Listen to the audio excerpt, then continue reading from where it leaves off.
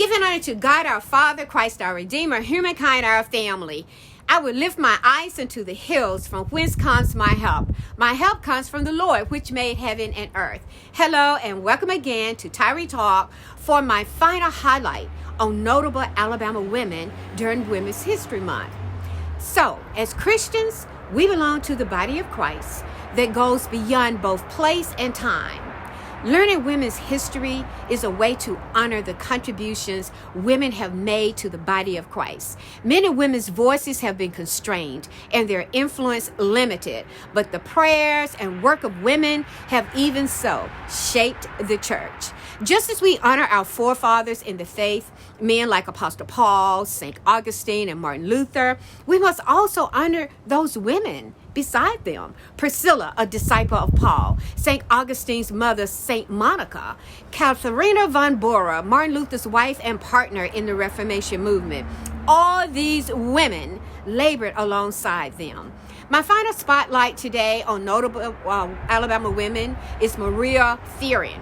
If you think you're too old for something you wish to do, Maria Fearing can prove you wrong. She learned to read when she was 33 years old and became a missionary at 56.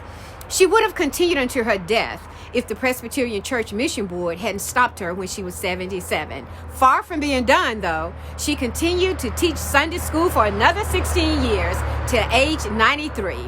Born into slavery on July 26, 1836 on a Sumter County plantation near Gainesville, Alabama, Maria spent the first 30 years of her life working as a house servant and nanny for 6 of the 8 children of the Winston family. To do so, she separated from her parents, Jesse and Mary, who worked for the same family in the fields. The Winstons were Presbyterians, so Maria grew up hearing the children repeating Bible verses and the catechism, listening to hymns and missionary stories, and sitting in the back row of the church pews on Sundays. She was encouraged to join the Presbyterian Church, and so she did. She moved to Gainesville immediately after emancipation, working as a live-in maid. 5 years later, in 1865, at age 33, she discovered the Freedmen's Bureau School, now Talladega College, that they provided literacy courses to African Americans. So Maria traveled 150 miles by either wagon or on foot because the train was too expensive. Like many other students, she financed her studies by working on campus. There she started a close friendship with 2 classmates, Lucy Gant, who later married missionary William Shepherd, and Lydia Thomas. The disparity in their ages, Lucy and Lydia were 29 and 34 years younger than Maria, respectively, made no difference in their relationship and friendship. At age 56, Maria Fearing became a missionary in the Belgian Congo, now called the Democratic Republic of Congo. This was at a time now when Congo was under the brutal control of Belgium's King Leopold II. Maria Fearing spent over 20 years in Africa at the age of 77, until she retired at the age of 77. But while she was in Congo, Fearing rescued and ran a home for girls and young women who had been kidnapped or sold into slavery, often bartering goods for their freedom.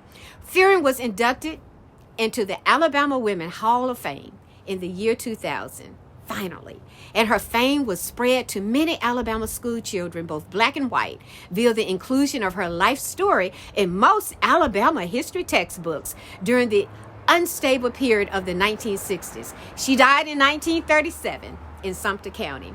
It's been my pleasure to share notable Alabama women with you during the month of March. Have a great day.